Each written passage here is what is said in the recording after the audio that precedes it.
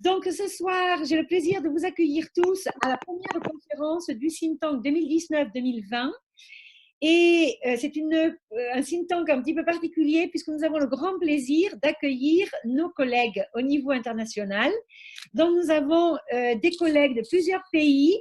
Et donc dans l'ordre, je vais commencer par les dames et puis par les messieurs. Donc nous accueillons ce soir le Maroc avec Inla Mami de l'université de Meknes au Maroc. Ma et ses collègues de l'Université d'Égypte, d'Encham, j'espère que je prononce correctement. Et nous avons également 3 collègues, Kofi Agbefle du Ghana, de l'Université d'Accra, le père Désiré, qui représente le diocèse de Kandi du Bénin, et Al-Sadag, notre collègue et ami de Libye, de l'Université d'Al-Jufra.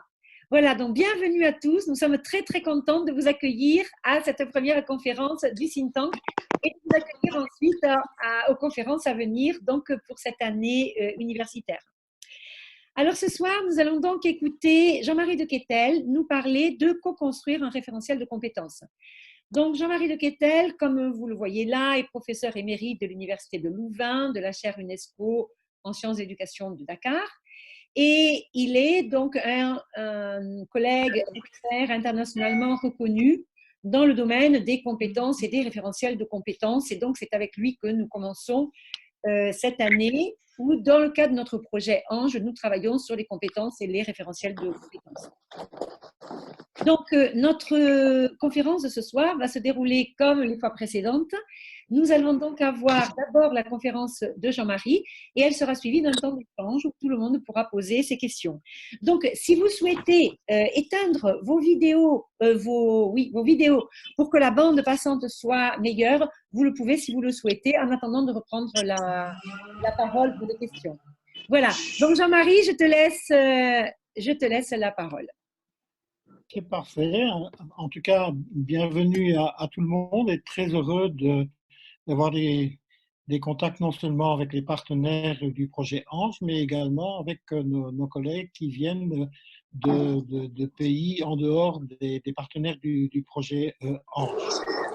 Alors, j'ai préparé quelques dias de telle façon que vous puissiez éventuellement continuer à réfléchir sur le sujet.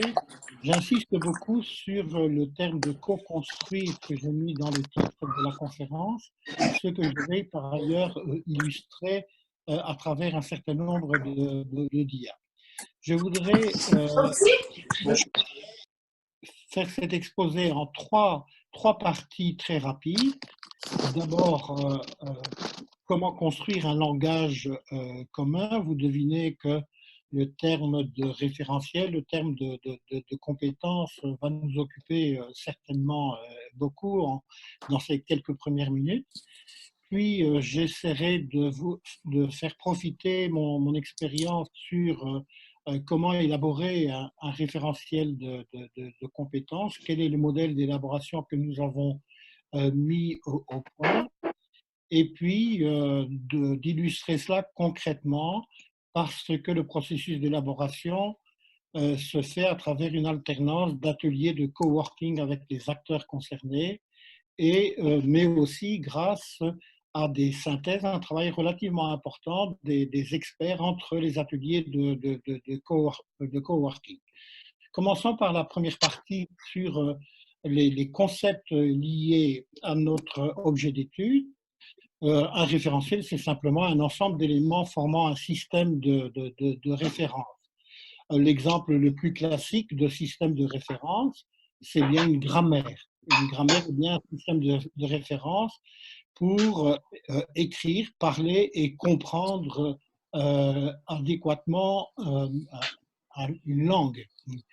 Mais il y a d'autres systèmes de référence qui sont souvent beaucoup plus implicites, qui ne sont pas toujours explicités. Les livres sacrés tels que le Coran, la Bible, la Torah, etc., sont en quelque sorte des systèmes de référence, même si l'ensemble des éléments qui sont présents ne sont pas systématiquement organisés. Et on pourrait ainsi multiplier des systèmes de référence plus ou moins formels ou plus ou moins informels. L'idée importante, c'est qu'un système de référence sert à rapporter une chose. Ça peut être un comportement, ça peut être une formation, ça peut être une relation, ça peut être beaucoup de choses, à une autre chose. Et donc d'avoir des points de repère. Ok, j'essaie. Je disais que l'apport sans doute le plus important, y compris pour mes partenaires du projet Ange, c'est peut-être de faire une synthèse des travaux les plus récents et les meilleurs, me semble-t-il, sur le concept de compétence, qui, comme beaucoup d'experts le disent, le concept de compétence n'est pas encore un concept parfaitement établi. Mais je pense que ces derniers temps, il y a quelques avancées importantes. Et c'est la raison pour laquelle j'ai essayé de consigner quelques définitions tout à fait récentes du terme de compétence pour pouvoir les comparer. Et j'ai pris effectivement le concept de Tardif qui a fait en 2006 une évolution extrêmement importante, qui a été repris et complété par le guide Erasmus+, qui nous occupe particulièrement en tant que partenaire du projet Ange, que nous avons adapté pour le projet Ange. Mais je voudrais aussi faire référence à un autre document de la Commission européenne qui avait pour but de faire un référentiel des compétences pour une culture démocratique. Et enfin, de faire état d'un groupe de travail animé par Florence Parent, une Belge, et Jean Joucan, qui est responsable de la revue de médecine, de pédagogie médicale, et qui, avec un groupe international, fait faire de très grands progrès au concept de compétences. Alors, vous avez devant les yeux ce tableau comparatif. Je voudrais insister sur un certain nombre de convergences et de divergences. La définition originale qui a fait avancer les choses, c'est certainement celle de Jacques Tardif en 2006, qui dit qu'une compétence, c'est savoir agir, prenant appui sur la mobilisation et la compétence d'une variété de ressources internes et externes à l'intérieur d'une famille de situations. Et vous remarquez que le guide Erasmus reprend exactement le mot-clé, le processus, savoir agir prenant appui sur la mobilisation et la combinaison. Le projet Ange également, il ajoute un petit adjectif efficace, nous y reviendrons. Enfin, le Conseil de l'Europe, dans sa structure de référence pour les compétences pour une culture démocratique, lui ne parle pas de savoir agir, mais parle d'aptitude à mobiliser et déployer. Ça ressemble un peu à combiner, quoique ce ne soit pas tout à fait la même chose, mais quand on lit à l'intérieur du document, on s'aperçoit que c'est bien sélectionné, mobilisé, etc. Et enfin, une divergence quand même assez nette et tout à fait récente, c'est celle de Florence Parent et de Jean Joucan et du groupe de médecins auquel je fais partie d'ailleurs, qui définit la compétence non plus comme un savoir agir. Le savoir agir sous-entend une sorte de potentialité, mais qui dit que la compétence est toujours inséparable d'un contexte très précis. Et donc, c'est un agir en situation, et les situations étant différentes, il, il semble qu'il est difficile de parler de savoir-agir général. Et donc, ils veulent souligner que l'agir est toujours dans une situation complexe, toujours dans une situation singulière, et qu'il n'y a jamais de situation semblable. Et donc, c'est là une divergence sans doute extrêmement importante avec les définitions antérieures. Par contre, quelque chose de relativement commun, c'est bien que ce processus de mobilisation, de combinaison, porte sur des ressources internes et externes. L'avantage du guide Erasmus et du projet Ange, c'est d'avoir identifié le type de ressources internes et le type de ressources externes. Donc, vous voyez, pour les ressources internes, savoir, capacité cognitive, capacité métacognitive, savoir-faire procédural, ressources physiologiques, ressources émotionnelles.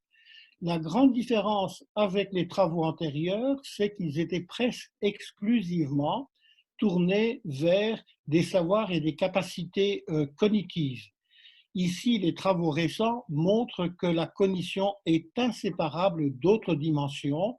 La neuropsychologie a montré effectivement le caractère inséparable de l'émotion et de la cognition, par exemple, mais on montre aussi que la capacité cognitive, contrairement aux apparences, est aussi inséparable de la dimension, par exemple, corporelle, physiologique, même si on ne s'en rend pas toujours compte.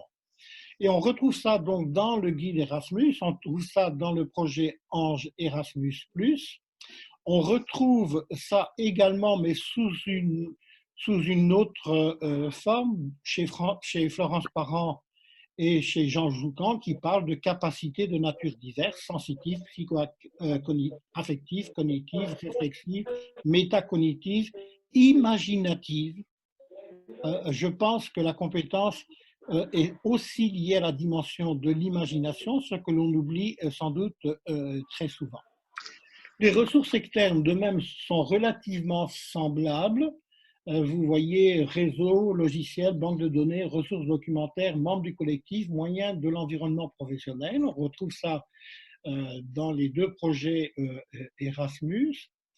Le projet du Conseil de l'Europe sur les compétences interculturelles et démocratiques font surtout référence aux valeurs, aux attitudes, au savoir-faire, aux connaissances et aussi à la compréhension. Donc, je pense qu'on est dans des choses relativement proches.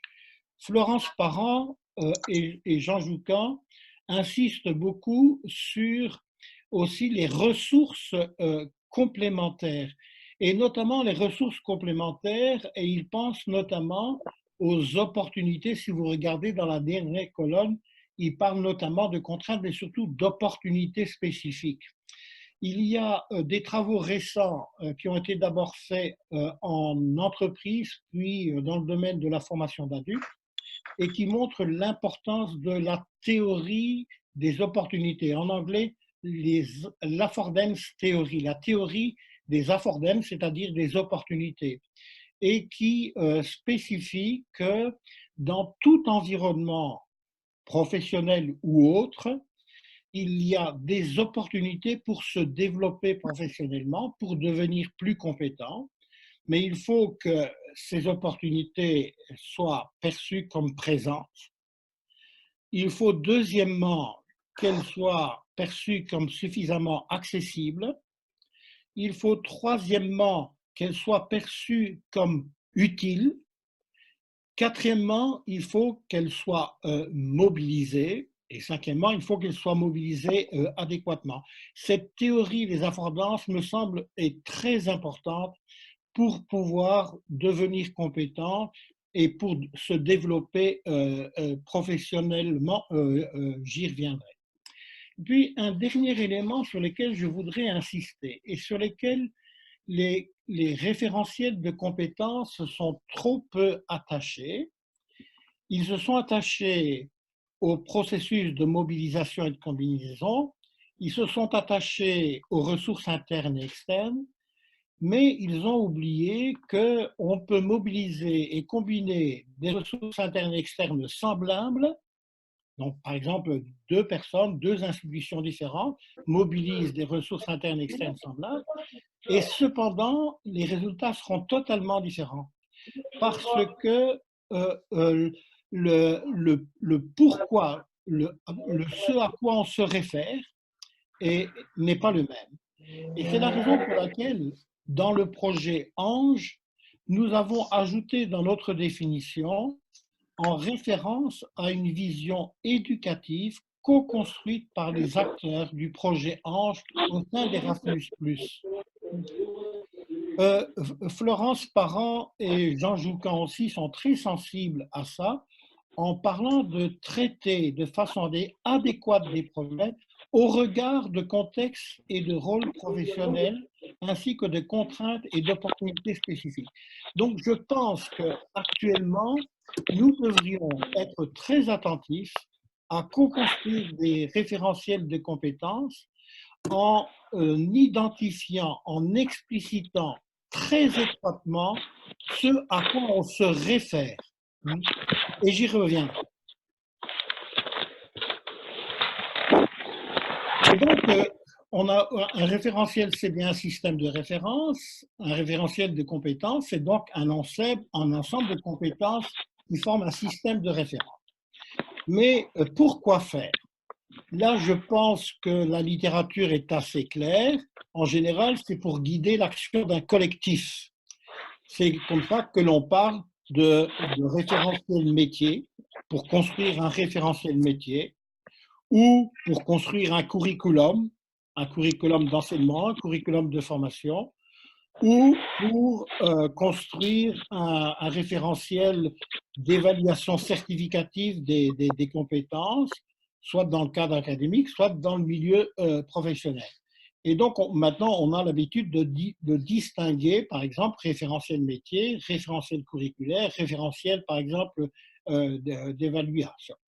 J'insiste beaucoup que malheureusement, par référentiel d'évaluation, trop souvent, on entend référentiel d'évaluation certificative avec l'idée que certifier, c'est mesurer, c'est noter, c'est mesurer. Et je pense que là, il y a sans doute une dérive parce que l'évaluation, c'est aussi autre chose que cela. Et on parle de plus en plus maintenant de réguler des actions personnelles. Par exemple, le référentiel est conçu pour se définir les compétences prioritaires à développer dans une étape T plus 1 pour un individu, pour chaque individu particulier. Ou pour pouvoir, par exemple, s'auto-positionner par rapport à un référentiel qu'on a construit en commun afin d'expliciter ce que très souvent on ne sait pas très consciemment, expliciter les compétences qu'on a développées antérieurement à travers une série d'actions. C'est le cas du référentiel ANGE que je prendrai comme un des deux exemples d'explicitation. Donc le référentiel ANGE, c'est bien un référentiel non pas d'évaluation certificative, c'est un référentiel pour réguler une action personnelle, pour s'auto-positionner, pour découvrir, pour expliciter les compétences qu'on a développées et pour éventuellement expliciter les compétences que l'on pourrait développer dans une étape ultérieure. Et donc, ça c'est le pourquoi un référentiel. Mais en référence à quoi? C'est-à-dire pour développer en fonction de quelle valeur? Je pense que cet aspect est sans doute la chose la plus originale de certains travaux récents, dont le référentiel de compétences du projet ANGE, qui, lui, dit c'est en référence à une vision éducative co-construite par les acteurs. Mais il y a des référentiels dont la référence est autre chose. C'est par exemple une liste de standards de qualité qui a été définie, non pas, qui n'a pas été construite par les acteurs, qui a été définie par un ensemble limité, par exemple, d'experts. Beaucoup de référentiels ajoutent le terme d'efficace, mais je voudrais attirer l'attention sur le fait que l'efficacité, c'est simplement le rapport entre des effets observés et des effets attendus. Le problème, c'est que les effets attendus ne sont pas nécessairement les effets qu'il aurait fallu attendre. Et parce qu'on n'a pas défini suffisamment les valeurs. Je prends un exemple assez typique. La plupart des évaluations de nos enseignants, la plupart des évaluations nationales, la plupart des évaluations internationales se font sur des effets attendus qui sont simplement des effets qui sont mesurables. Et donc, qu'est-ce qui est facilement mesuré? C'est par exemple des connaissances, c'est par exemple aussi des savoir-faire élémentaires. Mais les savoir-faire complexes, où tout ce qui touche aux attitudes, aux valeurs, etc., en général, n'est pas évalué dans ce type d'évaluation. Vous pouvez donc avoir une évaluation très efficace, mais non pertinente dans le sens où les effets attendus ne sont pas les effets qu'il aurait fallu attendre. Donc, d'où l'importance de toujours faire référence à une vision éducative et de se prononcer sur la vision éducative. Et je vais illustrer ça dans les dias suivantes. Mais au préalable, quelques remarques suite à des travaux récents de Maillard, qui en 2019 a écrit un article intéressant sur les critiques que l'on peut adresser le plus fréquemment en référentiel de compétences. 4 critiques essentielles. Trop de fonctions à servir simultanément. Le référentiel sert à la fois à la formation, à la validation, à la certification, à l'orientation des pratiques, à un outil de réflexion, à une prescription. Je pense que nous avons intérêt, quand on co-construit un référentiel de compétences, de le faire en fonction d'une fonction et non pas de plusieurs. Ça ne veut pas dire qu'il ne pourra pas servir ultérieurement, moyennant aménagement à d'autres fonctions. Le projet ANS, par exemple, c'est défini comme fonction de faire un référentiel de compétences pour s'auto-positionner par rapport à un référentiel co-construit ensemble. Une deuxième critique, c'est trop de compétences et trop grand morcellement de ces compétences. Dans le projet ANCHE dont on va parler tout à l'heure, on s'est contenté simplement de 3 x 3, c'est-à-dire de 9 compétences. Mais ces 9 compétences vont être petit à petit opérationnalisées à travers des micro-compétences, ces micro-compétences permettant de situer la valeur effectivement du niveau de maîtrise de chacune de ces 9 compétences. Troisième critique, c'est qu'ils sont souvent trop idéaux et trop abstraits, ce qui permet énormément de compréhension différente de la part de ceux qui vont les utiliser. Je prends l'exemple, nous avons fait dans le cadre du projet ANGE un inventaire des référentiels de compétences nationaux pour les enseignants, pour les chefs d'établissement. En général, ils sont tous très abstraits. Conséquence, nous avons constaté que pratiquement aucun des partenaires du projet ANGE, non seulement ne connaissait à peine le référentiel national, mais en plus ne l'utilisait pas. Parce qu'ils sont en général trop idéaux et trop abstraits et souvent mal organisés. Et dernière critique, c'est qu'il y a trop peu de partage de la part des acteurs de terrain concernés et ils sont donc trop peu utilisés parce qu'ils n'ont pas été co-construits avec les acteurs. Et c'est ce que nous avons tenté d'éviter dans le projet ANGE. Donc, co-construire un modèle d'élaboration du référentiel de compétences. Voilà le modèle que nous avons co-construit ensemble.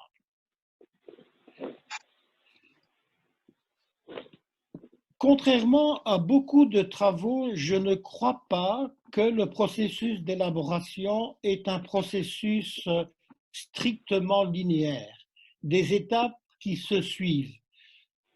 Il y a évidemment un certain nombre de choses à faire au préalable et des choses à faire ensuite.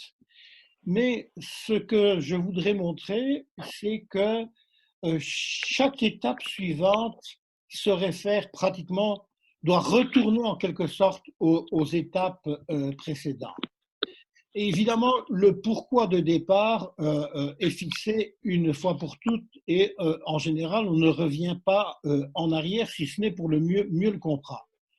Mais une fois qu'on a fixé le pourquoi, il s'agit de se poser la question de en référence à quoi? Quelle est la vision éducative à laquelle on se réfère pour construire, pour co-construire ce référentiel de compétences? Et En référence à quoi? Ceci va être sans doute précisé par les étapes suivantes. On va chaque fois revenir en arrière sur la vision éducative que l'on se fait. Et ceci semble nécessaire en essayant de bien préciser les contextes dans lesquels le référentiel de compétences peut être utilisé. Ça va se concrétiser dans les deux exemples suivants. Et donc, on doit identifier les contextes d'utilisation, mais aussi quelles sont les situations prototypiques dans lesquelles la plupart des acteurs vont se trouver. Ceci permettra de définir effectivement les compétences en distinguant les grandes compétences, les dimensions qui permettent d'organiser les compétences et de descendre progressivement vers des indicateurs de compétences, sur des ressources à mobiliser, des compétences, ressources à mobiliser, qui sont donc des indicateurs. Et puis, une fois que l'on a un éventail de compétences, identifiées à partir de l'analyse des contextes et des situations, on va essayer d'organiser, de hiérarchiser ces compétences. Et on va essayer de donner des pôles ou des dimensions pour organiser ces compétences. Et à l'intérieur de chaque dimension, à l'intérieur de chaque grande compétence, on va identifier des paliers. Et enfin, une fois qu'on fait ça, on va éventuellement retourner aux compétences parce qu'on va s'apercevoir qu'en organisant les compétences, il y a des trous qui se font et il s'agit de les compléter. Lorsqu'on pense avoir une organisation, une hiérarchisation des compétences suffisamment claire, on va alors tenter de valider et de valider notamment sur le terrain. Et ce travail de validation va remettre en question des éléments, des étapes antérieures. Deux exemples pour illustrer ça. Le premier exemple, c'est celui du projet Ange. Le pourquoi, c'est une fonction d'auto-positionnement, c'est-à-dire d'explicitation des compétences acquises lors des activités du projet Ange. Dans le projet Ange, il y a eu toutes sortes d'activités. Il y a l'élaboration de lab learning, il y a eu l'élaboration de scénarios pédagogiques, de grilles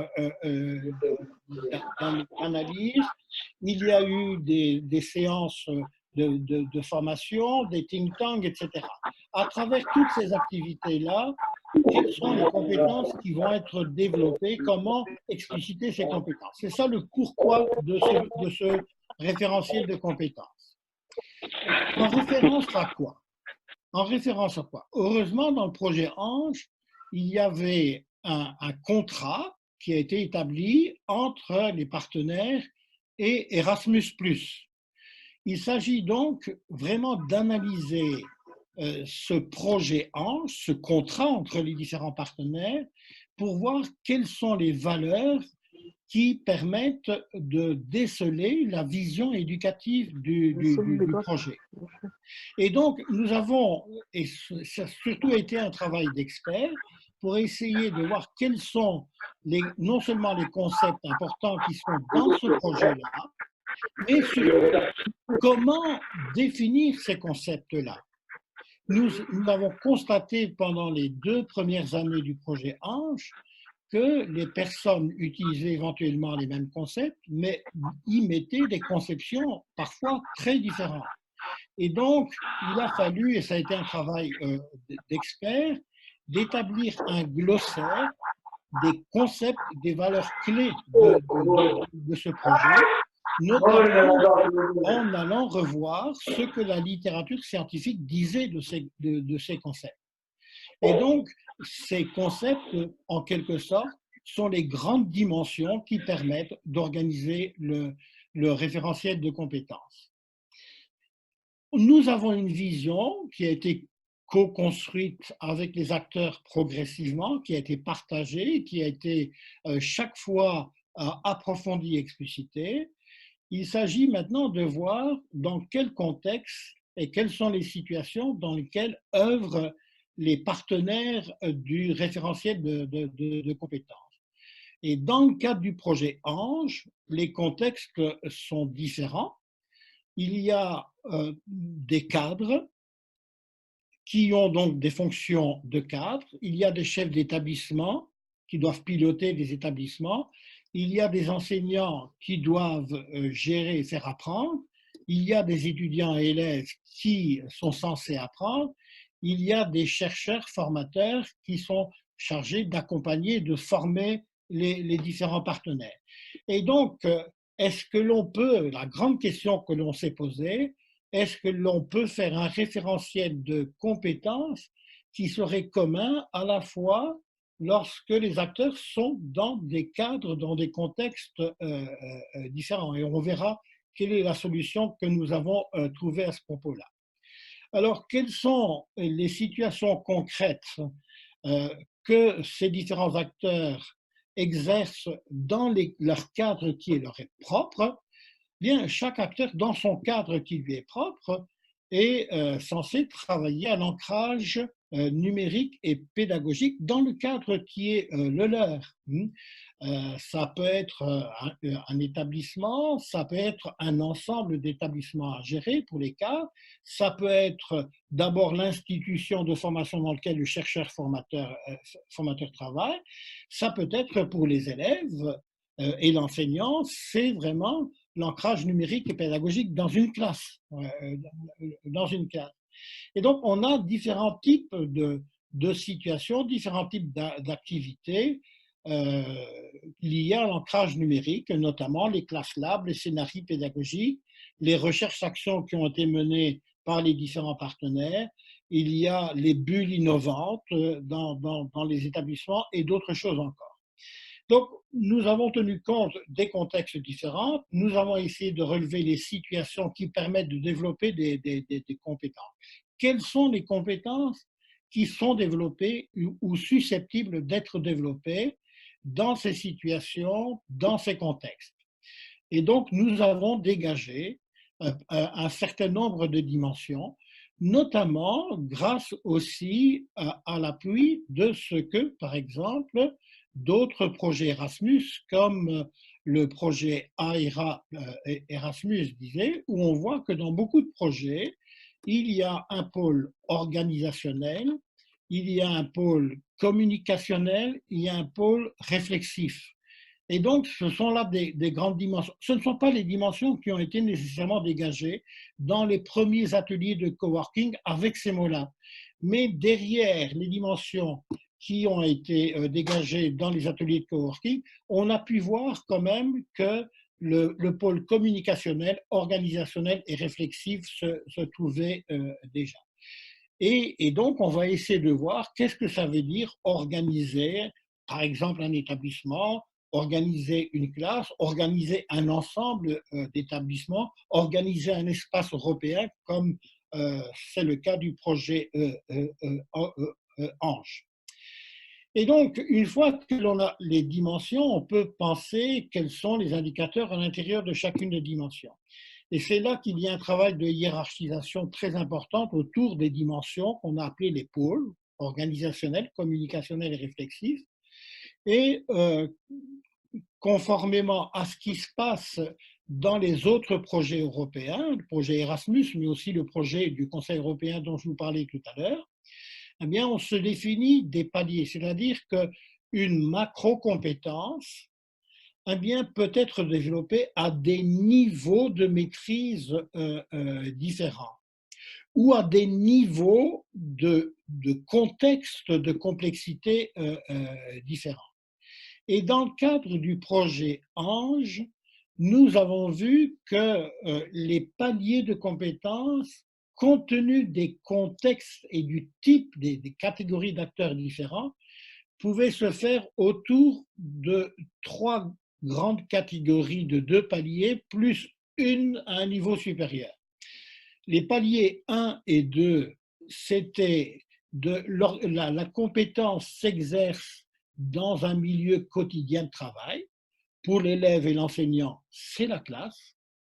Pour le chef d'établissement, c'est avant tout son établissement, mais en sachant que l'élève ou l'enseignant peut très bien exercer, par exemple, ses compétences dans l'établissement, au service de l'établissement.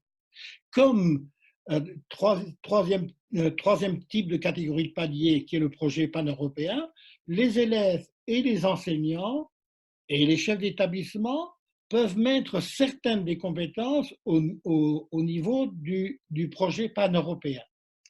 Et si effectivement les acteurs, y compris certains élèves, ça peut exister, je pense que ça existe plus souvent qu'on ne le pense, s'ils ont acquis un certain niveau élevé de compétences, non seulement dans leur milieu quotidien de travail, mais au niveau du projet d'établissement, mais aussi au niveau du projet pan-européen, ils peuvent éventuellement développer des compétences à un niveau plus large pour d'autres projets, par exemple, notamment internationaux.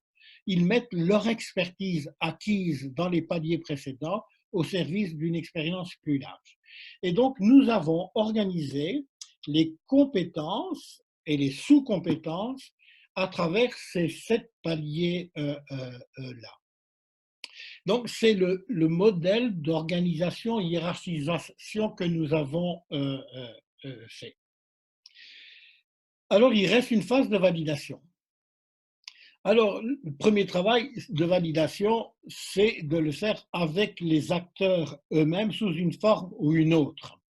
Par exemple, avec les partenaires du projet Ange, un des premiers éléments de validation, ça a été de demander à chacun des acteurs, cadres, chefs d'établissement, enseignants, malheureusement nous n'avons pas en ce moment-là les élèves, nous avons fait un premier travail où on demandait aux gens de s'auto-positionner par rapport au projet de référentiel de compétences de l'étape précédente, qui est toujours évidemment un avant-projet, le projet n'est jamais complètement définitif, et d'illustrer chaque compétence développée, s'ils avaient développé telle compétence précise, à travers un exemple de situation, un exemple d'activité du projet qui leur avait permis de développer ces compétences.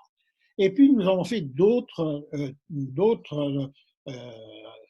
dispositifs d'évaluation. Pour l'instant, il y a un groupe restreint qui est en train de travailler sur le retour de ce travail-là, et il y aura d'autres travaux ultérieurement. Voilà, j'ai illustré un peu très rapidement les partenaires présents à cette conférence du projet Ange vont très bien mettre des choses très concrètes derrière ça. Je voudrais l'illustrer par un autre exemple qui sera peut-être plus parlant pour nos collègues extérieurs au projet Ange.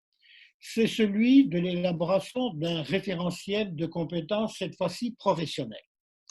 Et de nouveau, j'ai pris un des référentiels les plus aboutis, qui est le référentiel qui était élaboré par 3 médecins, Joucan, Parent, Burucoa, mais avec d'autres acteurs médecins et des étudiants d'ailleurs, sur un référentiel de compétences pour penser le développement des soins palliatifs. Donc, les soins palliatifs que tout le monde connaît, ça peut être en hôpital ou ailleurs, en termes de compétences. Donc, autrement dit, un référentiel de compétences professionnelles, ici dans un domaine bien particulier de la médecine, les soins palliatifs. Et donc, si on veut faire un référentiel pour penser le développement des compétences dans le domaine des soins palliatifs, en référence à quoi? Qu'ont fait cette équipe de médecins?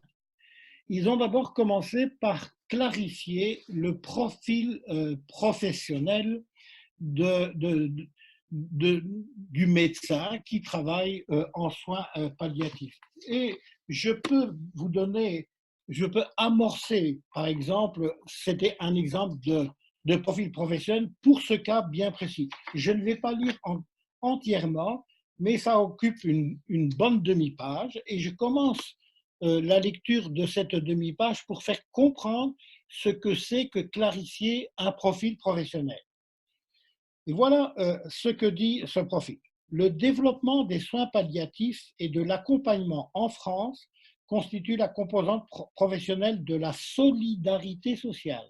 Oui, le pourquoi déjà qui apparaît envers les personnes atteintes de maladies graves, évolutives, en phase avancée ou terminale. Il s'appuie sur une volonté politique traduite par les plans de développement des soins palliatifs et par les lois successives. Et donc, évidemment, on va faire référence à un contexte institutionnel. Je continue un tout petit peu plus loin. Le professionnel et l'équipe interprofessionnelle exercent les soins palliatifs, s'adressent à la personne malade de tout âge et à ses proches, au domicile ou en institution. Vous voyez que le professionnel aide à définir des contextes, à domicile ou en situation. Pour que la fin de la vie demeure un temps de vie porteuse de sens, il développe en interdisciplinarité une approche globale de la personne soignée et non pas une approche micro-morcelée de disciplines juxtaposées, et promeuvent autant que possible ses désirs et ses projets, etc. Je vais un peu plus loin. Cette posture professionnelle applique des capacités d'accueil, d'écoute, de solidarité et d'ouverture couplées à des capacités techniques et relationnelles propres à chaque profession. Donc, vous voyez qu'il ne s'agit pas simplement d'actes techniques. Je continue un peu plus loin, par exemple. Le cadre de référence se termine comme ceci. Le professionnel exerçant dans le domaine de la médecine palliative s'investit dans la transmission des compétences requises pour les pratiques, incluant la coordination et le management, deux pôles qu'on retrouve dans beaucoup de référentiels compétences. Dans la relation enseignant-apprenant, il est attentif à la personne de l'apprenant qui a besoin de se construire pour évoluer dans les champs techniques, relationnels et existentiels des soins palliatifs. Le professionnel spécialisé en médecine palliative contribue à l'enseignement et à la recherche en soins palliatifs comme moteur de développement des pratiques, de l'amélioration de la qualité des soins et de la réflexion. Voilà, dit presque complètement, le profil professionnel qu'il a été défini. Vous voyez qu'il y a une vision qui se cache là. Ceci, dans un référentiel de compétences professionnelles, rejoint un peu ce qui, dans le projet Ange, était au départ le projet Ange lui-même qui clarifiait ce qui était attendu, quelles sont les valeurs qui étaient attendues. À partir de là, on voit que dans un projet tel que le projet Ange, dans un projet, par exemple, de référentiel pour des soins palliatifs, sont en amorce dans la clarification du profil des contextes, voire même déjà une amorce de situation. Il s'agit effectivement de définir les situations professionnelles dans lesquelles il y aura des aspects techniques, des aspects relationnels, des aspects d'organisation, de communication et aussi même des composantes de formation et d'accompagnement.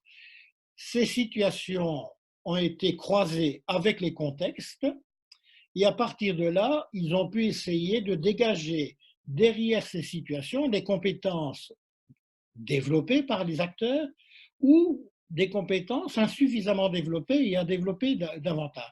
Et de nouveau, ce référentiel a dégagé des dimensions et puis a traduit des dimensions qu'ils ont appelées des macro-capacités et qu'ils ont ensuite explicitées en capacités de plus en plus précises, techniques, relationnelles, communicationnelles, etc. Puis ils ont hiérarchisé cela en distinguant plusieurs types de macro-capacités, des capacités à développer soit dans tous les contextes, soit dans certains contextes précis. Et enfin, ils ont été même jusqu'à l'élaboration de critères d'évaluation. L'étape ultérieure, c'est une étape de validation. Ce référentiel est en train d'être validé dans plusieurs facultés de médecine, évidemment. Voilà. Je pense que le modèle que nous avons construit avec le projet Ange, on le retrouve ici d'une certaine façon, même si les auteurs de ce projet, quand dans l'article notamment qui explicite leur référentiel de compétences, ils ont dit: nous avons travaillé par étapes. Étape 1, clarification du profil professionnel. Vous voyez, il n'y a pas le pourquoi au point de départ. L'étape 2, identification des situations professionnelles. Étape 3, identification des macro-capacités et capacités. Étape 4, identification et définition des critères d'une pratique professionnelle de qualité. Et étape 5, élaboration de rubriques d'évaluation. C'est une procédure par étapes successives. Je pense qu'il n'y a sans doute pas explicitement de rétroaction d'une étape aux étapes antérieures. Ça ne veut pas dire que ces auteurs ne l'ont pas fait, mais il me semble très important de montrer que le processus de coélaboration d'un référentiel de compétences n'est pas strictement linéaire. Je connais des référentiels de compétences qui ont commencé abruptement par essayer d'identifier des compétences.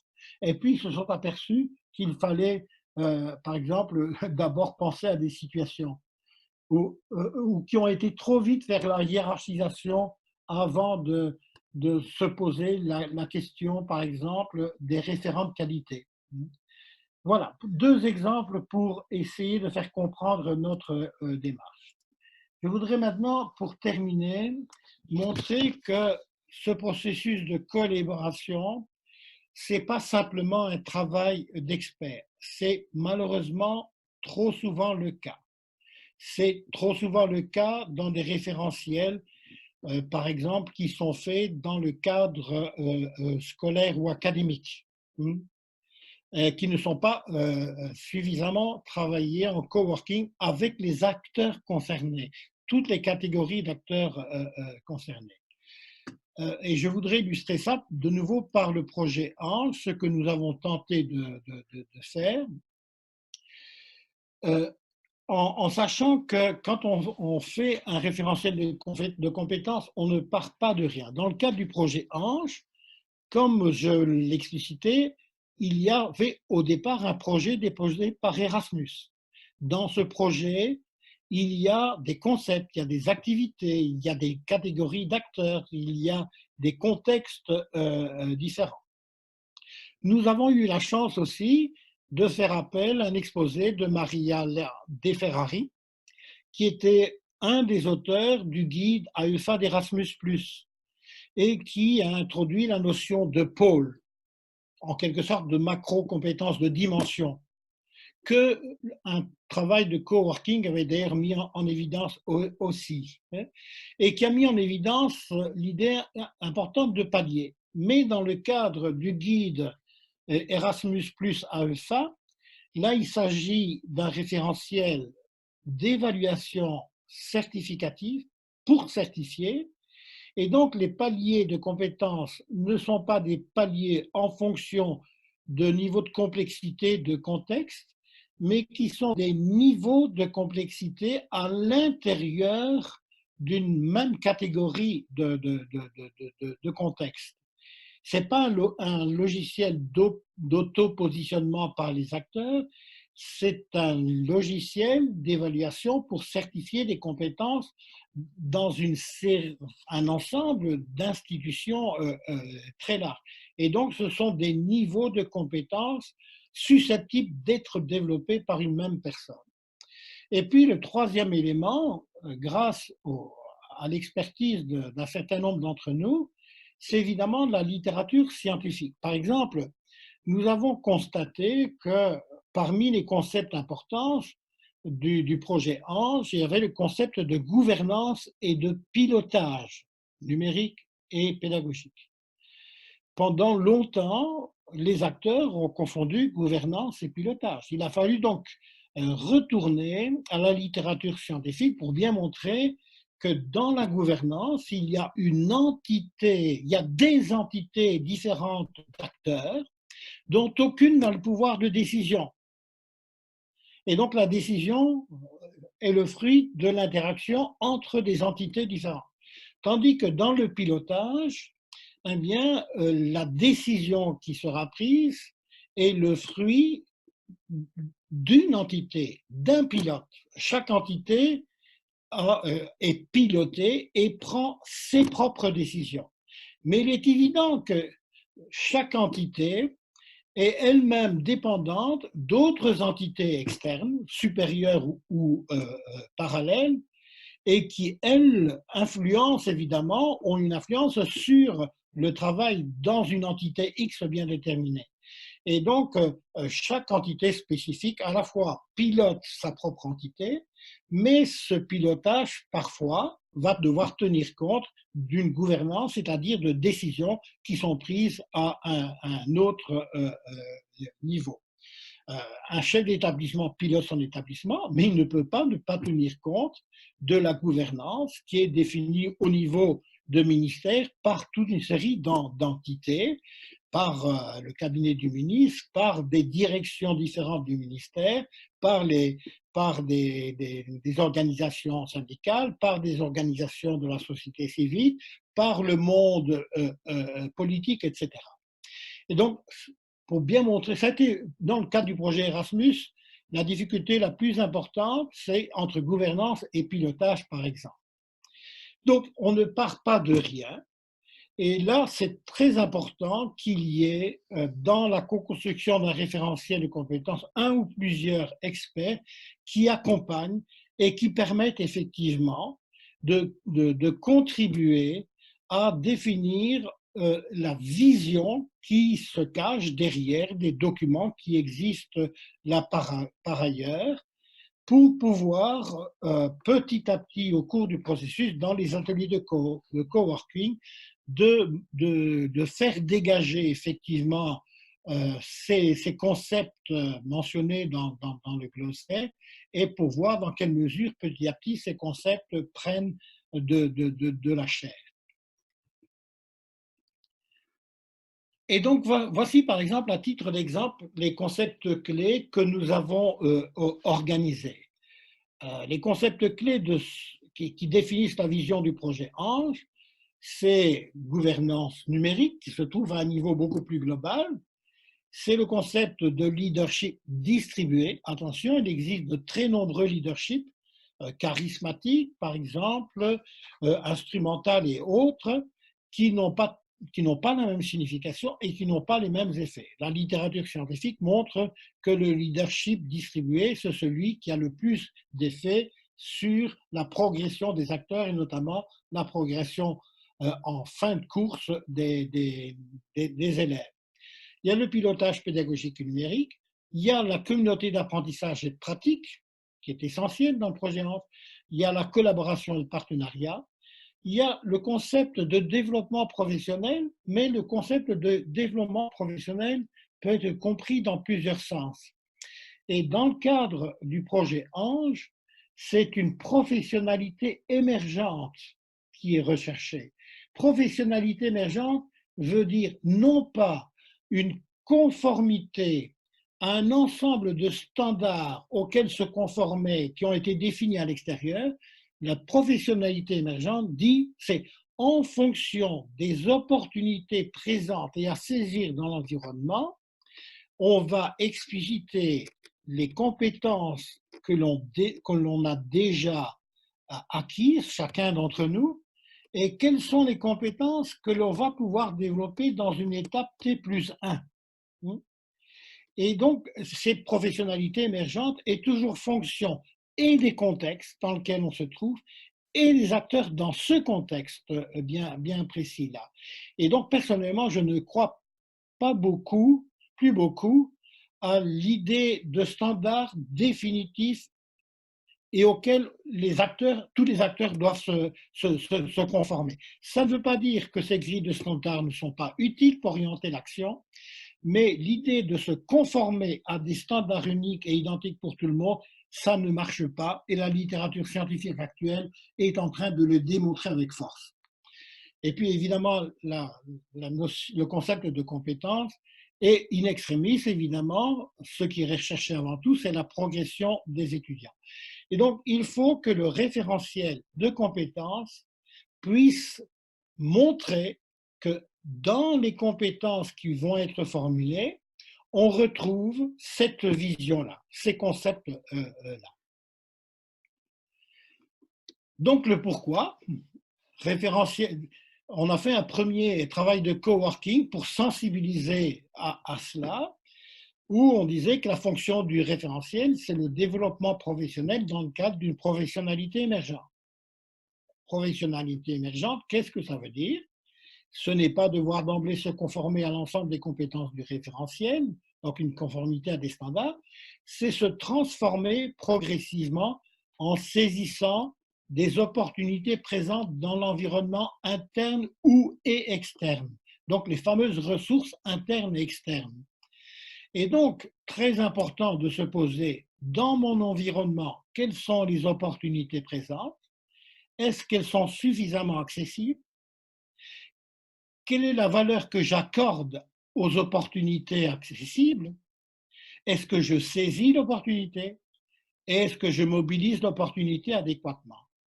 Donc, c'est le but du référentiel de compétences, c'est de développer progressivement une professionnalité qui tienne compte des opportunités présentes par les acteurs dans un environnement chaque fois bien précis. L'objectif donc de ce premier atelier de coworking, amorcer le travail d'élaboration d'un référentiel de compétences ANGE en cohérence avec la vision ANGE qui a été définie et qui est chaque fois réexplicitée. Les acteurs concernés dans cet atelier, c'était des chefs d'établissement et responsables, c'était des enseignants et des chercheurs ou étudiants-chercheurs. Le point de départ commun pour établir les référentiels de compétences, c'est mettre en œuvre, on est parti d'une situation assez générique, qui est commune à tout le monde, parce que tout le monde se trouve dans une institution, dans un établissement, c'est mettre en œuvre un projet d'établissement en cohérence avec la vision de qualité du projet ANGE. On a divisé les personnes présentes en 3 groupes, donc 3 tables. Une table pour les cadres et chefs d'établissement, une table pour les enseignants, une table pour les chercheurs formateurs.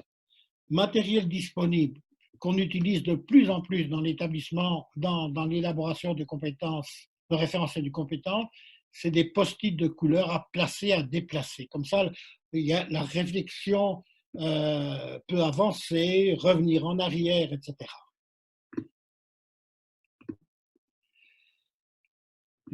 Un post-it amorce que chacun mettait au centre de sa table, mettre en œuvre un projet d'établissement en cohérence avec la vision de qualité du projet ANGE.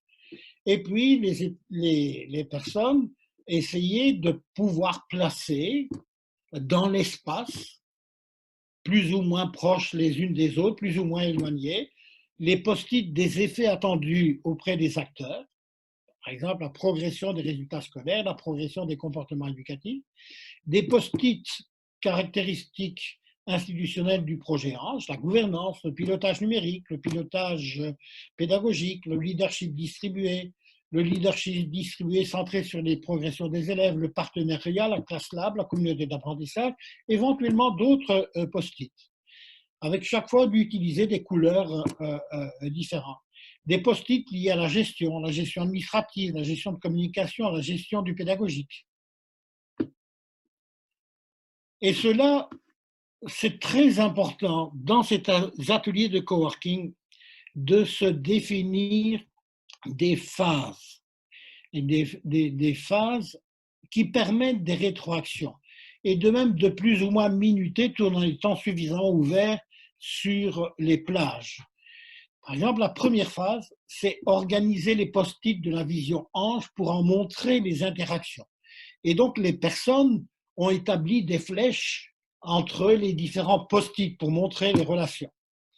Deuxième phase, 5 minutes maximum, photographier le produit de chaque groupe et chaque groupe va voir les productions des 2 autres groupes.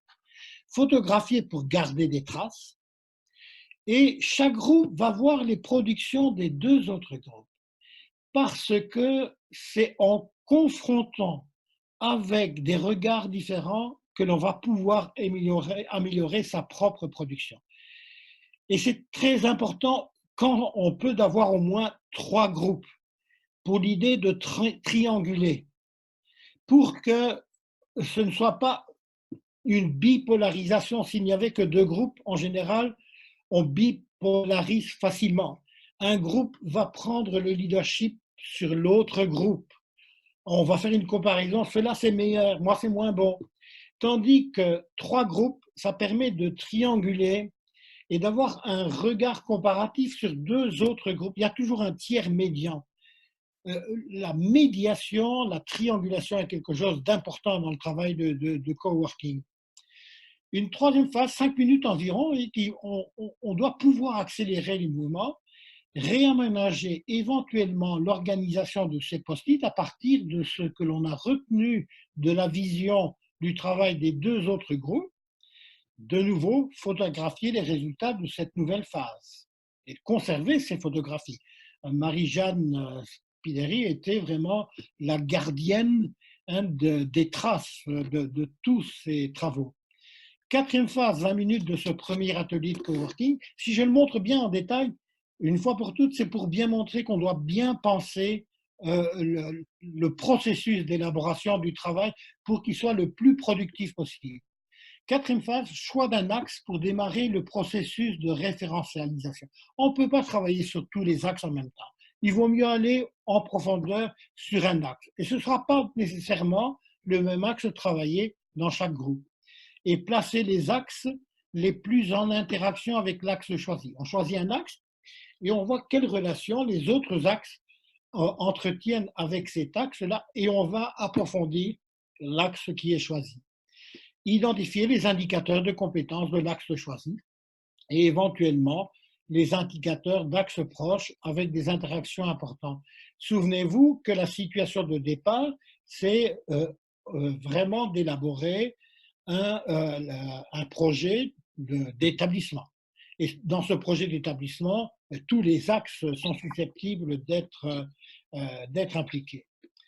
Une 5e phase, 3 minutes plus 17 minutes. Vous voyez qu'on a établi des timings, mais on est souple là-dessus. Chaque groupe, et ça c'est une autre technique que je vous conseille d'employer, chaque groupe envoie une personne dans chacun des autres groupes et reçoit un participant des 2 autres groupes. Et donc, ceci va justement entraîner toute une série d'interactions, d'explicitations, d'idées nouvelles. Et ensuite, chaque groupe se retrouve et continue et ajuste son travail. Et enfin, 2 dernières phases de ce premier atelier de coworking, une 6e phase, X minutes restantes, moins 3 réservées à la 7e phase, photographier chacune des productions, et chaque groupe explique à chaque autre sa production et pourquoi avoir procédé de cette façon-là. Et ceci va être évidemment noté de telle façon qu'on puisse en tenir compte pour les travaux de coworking ultérieurs. Et 7e phase, 3e minute, comment à partir de ce qui vient d'être fait, comment poursuivre le travail. Donc, si j'ai détaillé ce premier atelier de coworking, c'est pour montrer combien il est important de bien préparer ce travail de coworking pour que ce soit efficace et pour que les gens petit à petit explicitent leurs pensées, leurs actions et se rendent compte aussi des différences de compréhension, des différences culturelles, des différences de compréhension, des différences de langage, le fait que derrière le même mot, ils mettent des choses différentes et que derrière des mots différents, parfois, ils mettent la même chose. Puis on a fait, entre-temps, évidemment, l'expert ou un ensemble d'experts va faire une synthèse et va faire avancer le travail. Et puis, il y aura un 2e atelier de coworking. Il va travailler sur les dimensions retenues du référentiel de compétences sur la base des produits de l'atelier 1. On a des photographies et l'expert va essayer de synthétiser cela pour préparer le deuxième atelier de coworking. Et les acteurs auront à identifier et formuler les indicateurs hiérarchisés pour chaque dimension retenue. Avec une référence méthodologique, entre-temps, il y a eu un exposé de Mariela De Ferrari sur le travail qu'ils avaient organisé dans un autre projet Erasmus et qui avait montré l'importance d'avoir des pôles ou des axes ou des dimensions et d'organiser les indicateurs à l'intérieur de chaque pôle et de chaque dimension, de chaque macro-compétence en paliers. Et d'où le travail qui a été d'essayer de partir des pôles, par exemple organisationnels, communicationnels et réflexifs qui ont été retenus, en développant des macro-compétences. Et on a donné l'exemple d'un projet RecTech animé par Mariela De Ferrari sur la petite enfance qui montrait, par exemple, dans le pôle organisationnel, pour les éducateurs de la petite enfance, une macro-compétence, c'était d'organiser son activité. Une autre, c'était d'agir face aux imprévus. Pour le pôle communicationnel, une macro-compétence, c'était de travailler en équipe.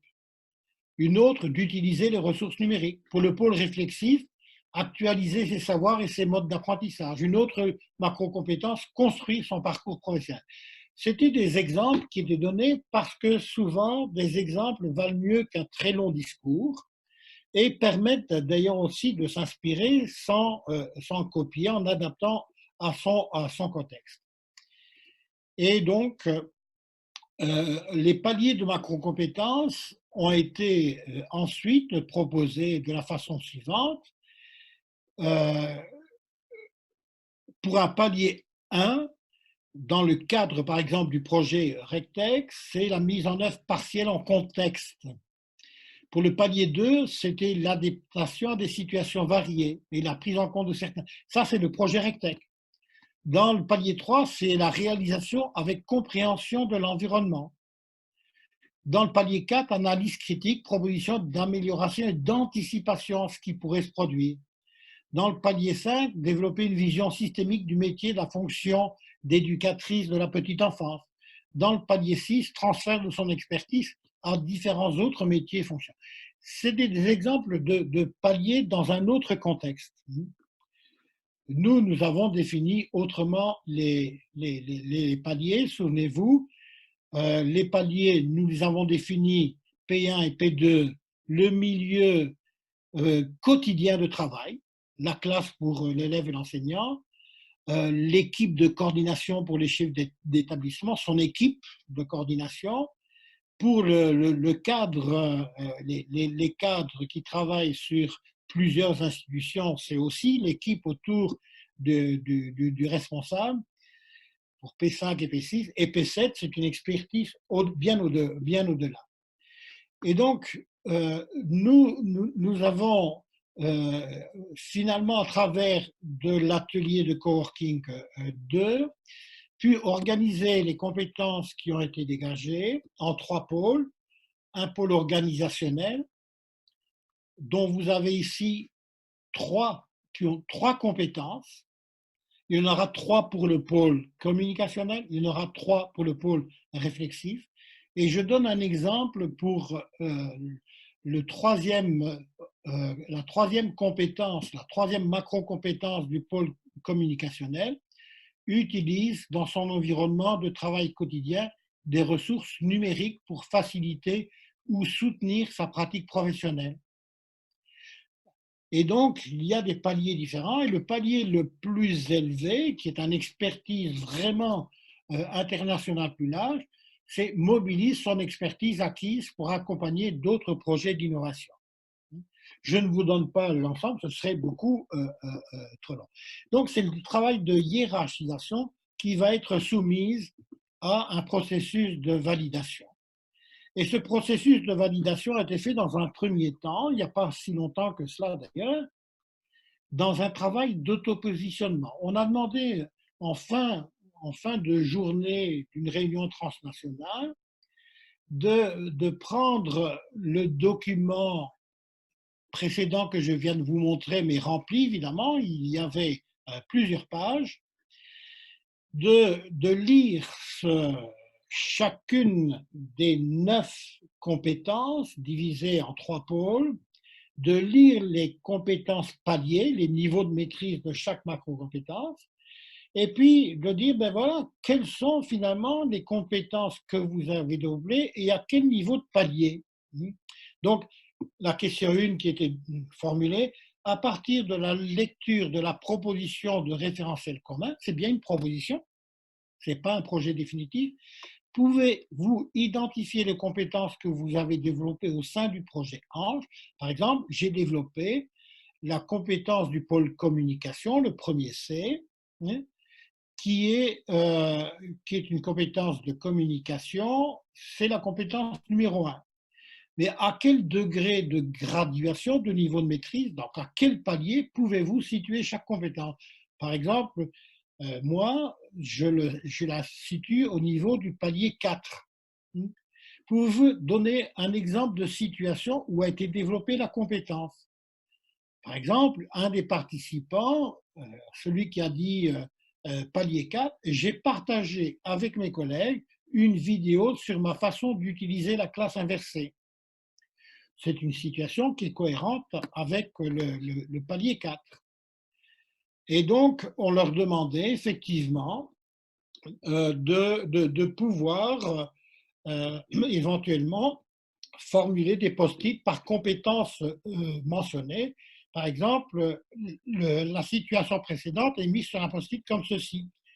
Le CC1, pôle 1, compétence numéro 1, palier 4, voilà la situation.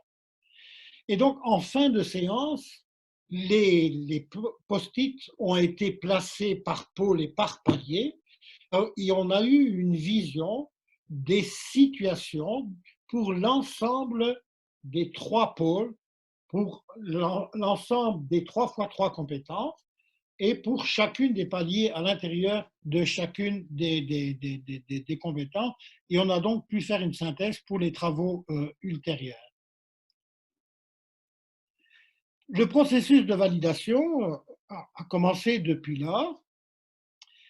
Donc, cet atelier de coworking que je viens de signaler avec les consignes que je viens de repérer, on a analysé le panorama des post-it et on a synthétisé comme dans un tableau comme ceci, comme je viens de l'expliciter. Par exemple, pour le pôle organisationnel, vous avez les 7 paliers que vous voyez dans la première colonne. Vous avez pour la compétence numéro 1 les situations. Vous voyez qu'il y a des vides, par exemple, il n'y a pas de situation pour P1 et P2, c'est-à-dire pour le milieu de travail quotidien. Ça va directement au niveau de l'institution, P3, P4, au niveau du projet pan-européen, P5, P6, et même pour certains, au niveau P7 d'une expertise qui va au-delà du projet pan-européen. Et donc, on a fait ça pour chacune des compétences et pour chacun des pôles. Donc, nous avons 3 tableaux, un pour le pôle organisationnel, un pour le pôle communicationnel et un pour le pôle réflexif. Et on peut, maintenant, le travail de validation, c'est de voir en quoi il y a cohérence entre situation et palier, en quoi éventuellement les situations nous permettent de pouvoir affiner la formulation des compétences paliers. Et on se pose aussi la question de savoir si ces compétences-là peuvent convenir pour chacune des catégories d'acteurs. L'idée qui a été formulée dans le dernier atelier de coworking, c'est de dire, mais finalement, ce sont les mêmes compétences, non seulement pour le cadre, le chef d'établissement, pour l'enseignant et pour l'élève, mais pas nécessairement au même niveau de palier, tout en sachant que même un élève tout à fait peut avoir acquis des expertises. C'est le cas, par exemple, pour les compétences numériques. Certains élèves ont développé des compétences numériques qui sont supérieures à celles des enseignants, de chefs d'établissement, voire même de cadres internationaux.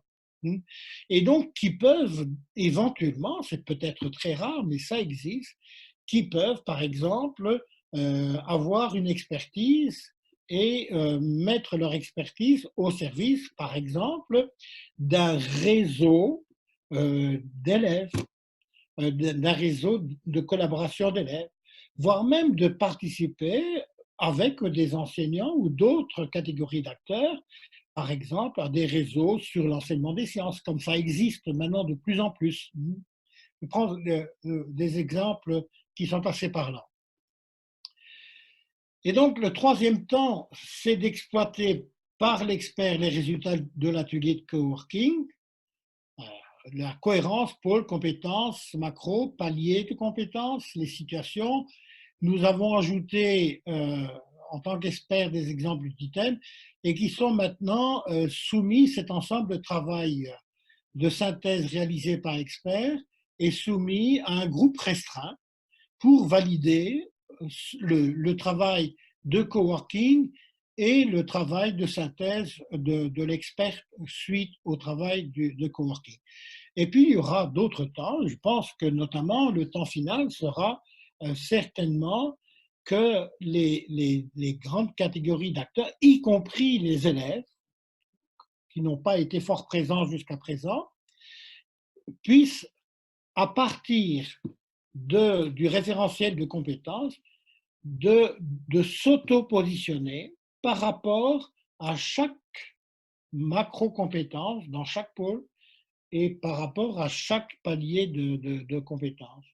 Il y aura donc un travail en quelque sorte d'explicitation et même de découverte par les acteurs des compétences qu'ils ont développées à travers un processus qui s'est élaboré maintenant pendant presque 2 ans et demi et qui permet peut-être dans une perspective de développement d'une professionnalité émergente, de dire oui, maintenant, si j'allais plus loin dans telle activité, je pourrais développer une compétence à un palier supérieur, par exemple, ou dans un autre pôle que celui dans lequel j'excelle actuellement. J'en termine bientôt pour bien montrer que, et c'est ma conclusion, que un référentiel de compétences, ça se co-construit et qu'il faut vraiment impliquer non seulement des experts, comme c'est malheureusement trop souvent le cas, c'est trop exclusivement des experts, c'est impliquer des experts, certes, mais des catégories d'acteurs, en tout cas les acteurs les plus concernés, parce qu'il s'agit de construire du sens. Et construire du sens, c'est prendre ensemble, c'est relier, c'est hiérarchiser, c'est faire système.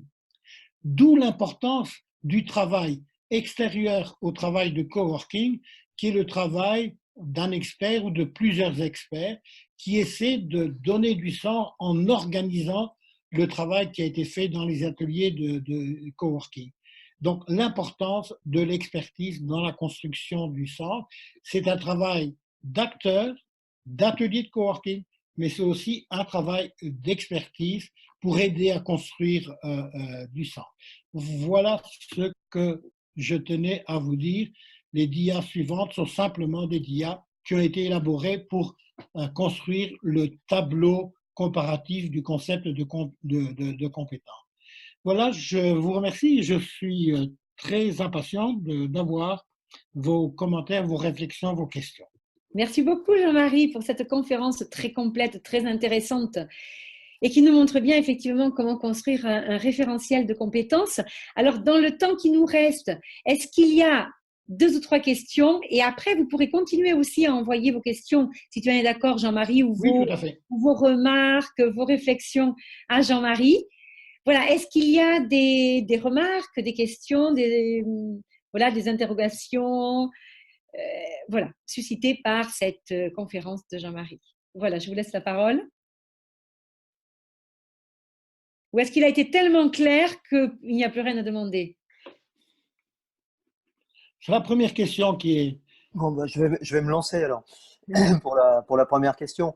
Oui, Jean-Marie, donc, est-ce que est-ce que tu penses que on n'a pas une difficulté première finalement chez les gens à qui on va proposer ce référentiel d'auto-positionnement, une difficulté qui est que certes ils vont pouvoir se positionner, mais après, qu'est-ce qu'ils vont faire de ce positionnement? On va leur donner le moyen de construire une photographie à un moment donné, mais s'ils ne savent pas précisément ce qu'ils visent, je pense qu'ils auront du mal à imaginer quel chemin ils vont avoir à suivre après. Oui, ce qui est permis par l'autopositionnement, c'est d'abord d'expliciter des choses dont ils n'avaient que très peu conscience ou implicitement conscience. C'est une occasion de révéler une compétence qu'ils ont développée et de mettre en évidence d'autres compétences qu'ils n'ont pas encore développées ou qu'ils ont développé un palier, un niveau de maîtrise X et qui est susceptible d'être développé. Donc, ça peut donner des pistes. Le problème, c'est que très souvent, quand on travaille seul, s'il n'y a pas un minimum d'accompagnement, ne fût-ce que par les pairs, s'il n'y a pas un minimum d'interaction, ne fût-ce qu'avec des pairs, très souvent, cette prise de conscience individuelle peut rester lettre morte. Hein. Et ici, dans le cadre du projet Ange, il ne faut pas oublier que nous sommes dans la 3e année et qu'il y a encore des activités qui sont peut-être encore prévues en fin de projet Ange, mais peut-être au-delà du projet Ange. On peut espérer que si le projet Ange a été perçu comme tout à fait intéressant, pertinent, etc., il y ait des interactions qui vont continuer à se produire, qu'il y ait des partenariats qui vont se faire. Peut-être qu'il y aura un ou des au-delà du projet Ange. Et je pense que c'est pour nous, à la fois, surtout les cadres qui pilotent l'ensemble du projet, et pour nous experts, comme toi, Jean, comme moi, c'est de mettre en évidence les prolongements qui pourraient être faits suite à la synthèse que nous allons faire des autopositionnements des différentes personnes du projet ANGE. C'est un peu dans ce sens-là que je pense qu'on pourrait le voir. Ce serait dommage que ce travail d'autopositionnement, de découverte des compétences qu'on a développées, ne soit pas en quelque sorte l'amorce de quelque chose de plus. Ouais, en fait, le point important que que tu poses là, c'est que une telle démarche d'autopositionnement, là, on le réfère à Ange, mais je pense à d'autres situations sur lesquelles je travaille un petit peu de la même manière, nécessite un accompagnement à l'utilisation, un accompagnement qui donne, alors qui donne de sens, mais qui en quelque sorte permet aussi d'apporter une sorte de miroir dans le contexte dans lequel chacun se trouve. Parce qu'on le voit bien dans les 4 sites expérimentaux du projet, les contextes sont différents. Et même si on parvient à construire des situations et des valeurs finalement qui sont relativement communes, hein, c'est tout le travail de coworking que tu as évoqué, il n'empêche que tu as aussi beaucoup insisté sur la situation singulière de chacun et que cette situation singulière fait que l'accompagnement n'a de sens, de portée réelle que s'il est dans le contexte même de la personne, pour donner tout son sens à l'appropriation de la compétence, à la découverte que tu évoquais tout à l'heure. Donc je pense qu'effectivement, on a, nous, cette responsabilité de mettre en perspective cette démarche-là, qui évidemment ne peut pas s'arrêter qu'en juin 2020. Oui, et moi je pense aussi que le travail que nous avons réalisé, il a été réalisé donc dans un projet européen qui relève du champ scolaire, mais nous avons parmi nos collègues, justement à l'international notamment, beaucoup de collègues qui sont dans des universités Et je sais que effectivement, notamment toute la délégation égyptienne et Al-Sadag aussi, que je vois apparaître là, s'interroge également sur les questions de gouvernance et de pilotage au niveau des universités. Oui, tout à Donc, fait. je me dis que là, il y aura peut-être justement un travail aussi à poursuivre avec des universités. Je ne sais pas ce que vous en pensez. Voilà, je m'adresse à mes collègues au niveau international, mais ces questions-là peuvent être posées au niveau des universités et peut-être avec des questionnements un petit peu autres. Qu'est-ce que tu en penses, Al-Zadag?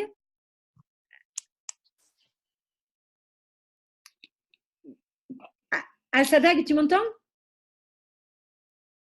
Oui, Allô, allô, bonjour. Allô? Al-Sadag, est-ce que tu penses qu'au niveau, par exemple, de l'université, ça peut être intéressant de poser ces questions-là? Ah oui, bien sûr, oui, oui, c'est intéressant. Oui, je pense que ça sera intéressant pour notre projet, pour notre université. Et au niveau égyptien, je sais aussi qu'il y avait une question, enfin, qu'il y avait beaucoup de questions, justement.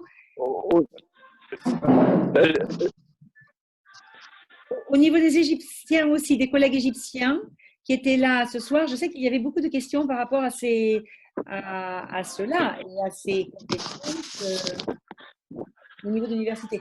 Donc, je ne sais pas, ça sera un travail à suivre, mais je pense qu'effectivement, il y a des pistes pour poursuivre cela et l'adapter à Oui, adapter à des contextes différents. Je voudrais oui, insister sur ce que Jean a dit. Je pense que l'accompagnement est une chose tout à fait essentielle. Il y a d'ailleurs beaucoup de travaux actuels qui portent sur l'accompagnement, qui montrent l'importance de l'accompagnement. Si on peut voir, il y a par exemple, j'ai animé avec Anne Jorot et France Méran de Genève, Anne Jorot du CNAM à Paris, une équipe internationale. Et on a d'ailleurs publié un livre sur les apprentissages professionnels accompagnés. Je ne sais pas si on peut les voir. Ça a été publié aux éditions de Bouc, mais il y a beaucoup de travaux actuels qui montrent que s'il n'y a pas un accompagnement des professionnels, il n'y a pas beaucoup de développement professionnel qui se produit. Ouais. Ah oui, moi, je partage tout à fait cette approche-là, avec une vraie problématique de compétence, pour le coup, des accompagnateurs. Oui. C'est-à-dire que voilà, c'est quand même, il y a un certain nombre de savoir-faire, de savoir-être, parce qu'il y a aussi des problèmes d'attitude, enfin des questions d'attitude à maîtriser quand on joue ce rôle d'accompagnement, de révélateur en quelque sorte. On n'a pas à découvrir à la place d'eux, on n'a pas à montrer à la place d'eux, il faut vraiment que ce soit les gens qui le découvrent et qui se découvrent en fait. Exactement. Et donc on peut donner des références éventuellement. Mais enfin, cette posture-là, on voit bien combien elle est difficile à tenir. C'est une question qui est toujours prégnante dans notre projet Ange. C'est-à-dire comment est-ce qu'on peut amener les équipes expérimentales à prendre conscience de ce qu'elles font, même peut-être de ce qu'elles voudraient faire et qu'elles n'expriment pas suffisamment, sans leur donner des solutions immédiates, qu'elles n'acceptent pas, en tout cas dont elles ne perçoivent pas la pertinence, parce qu'elles n'ont pas suffisamment pris conscience de leur propre cheminement. Exactement. Oui, donc éventuellement, s'il y a des éléments bibliographiques, Jean-Marie, que tu veux transmettre aux collègues, oui, ça sera possible. Est-ce qu'il y a une dernière peut-être question? Voilà, sans trop abuser de votre temps. Enfin, je pense que Viviane, je voulais juste dire par rapport aux collègues des universités égyptiennes, marocaines, libyennes, que effectivement, enfin, la démarche proposée par Jean-Marie est tout à fait adaptable et évidemment adaptable à leur propre contexte. Donc, un référentiel de compétences sur les champs qui les concernent, associé à des grilles d'analyse managériale et conduite du changement. Je pense qu'en associant les deux, ils auraient un outil puissant de conduite du changement dans leurs organisations propres. Oui, donc si ça vous intéresse, là voilà, hein, je pense, je parle à nos collègues donc à l'international. Donc c'est quelque chose, c'est une réflexion qui pourrait être poursuivie avec vous dans le sens de ce que dit Jean et de ce que dit Jean-Marie également. Oui, tout à fait. Pour répondre effectivement aux besoins que vous aviez exprimés. Est-ce qu'il y a une toute dernière petite question pour ne pas abuser du temps de tout le monde, ou bien on poursuivra, si vous en êtes d'accord, cette discussion par mail en fonction de vos besoins par rapport aux remarques de Jean-Marie et de Jean? Bon, je crois que oui alors. Écoutez, un grand merci à tous. Un grand merci à tous. Donc, bon, nous avons un petit peu dépassé, mais c'était vraiment très intéressant. Un très grand merci à toi, Jean-Marie. C'était vraiment passionnant, très riche. Merci de m'avoir supporté pendant si longtemps. Donc, tu as compris qu'on te supportera encore davantage, hein, qu'il y a une suite là, impossible. Hein. Un grand merci donc à Jean-Marie, un grand merci à tous. Et donc, pour tout le monde, nous vous enverrons très bientôt le planning du think tank pour toute l'année et les dates de toutes nos conférences à venir. Merci beaucoup voilà, à tous. Si possible, Viviane, je ne sais pas, la question a été posée, alors je ne sais pas, Jean-Marie, est-ce qu'on peut partager le diaporama? Oui, tout à fait. Voilà, oui, voilà, hein, voilà. Donc, j'enverrai, voilà, avec l'accord de Jean-Marie, le diaporama à tout le monde. Merci. Merci beaucoup à tous. Bonne soirée. À bientôt. Et bonjour à nos amis lointains. Oui, et à très bientôt à tout le monde. Au revoir. Au revoir. Au revoir.